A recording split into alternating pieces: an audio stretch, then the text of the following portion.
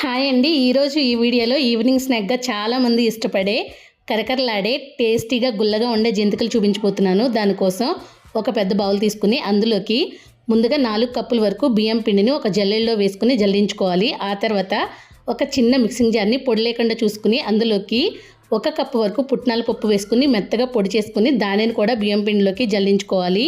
ఇప్పుడు ఇందులోకి టేస్ట్కి సరిపడగా ఉప్పు, అలాగే కొద్దిగా కారం, 2 స్పూన్ల వరకు నువ్వులు, కొంచెం వాము వేసుకుని ఒకసారి కలుపుకున్న తర్వాత ఇందులోకి 1/2 కప్ వరకు కరిగించిన బటర్ని కూడా వేసుకుని ఆ తర్వాత ఇందులోకి కొద్దిగా వేడి వాటర్ని వేసుకుని పిండిని బాగా సాఫ్ట్గా కలుపుకోవడం వల్ల ఆయిల్ అనేది పీల్చుకోకుండా జంతికలు గుల్లగా వస్తాయి. ఇప్పుడు దీని మీద 10 నిమిషాల పాటు తడి క్లాత్ వేసుకుని పక్కన పెట్టుకుని డీప్ ఫ్రైకి సరిపడగా ఆయిల్ పెట్టుకుని ఆ తర్వాత ఒక జంతికల గొట్టం తీసుకుని దానికి కొద్దిగా ఆయిల్ అప్లై చేసుకుని పిండి ముద్ద పెట్టుకుని ఒక గరిటె తీసుకుని దానికి కూడా ఆయిల్ అప్లై చేసి జంతికలు దీని మీద వేసుకుని ఆ తర్వాత ఆయిల్లో వేసుకుంటే ఈజీగా వస్తాయి.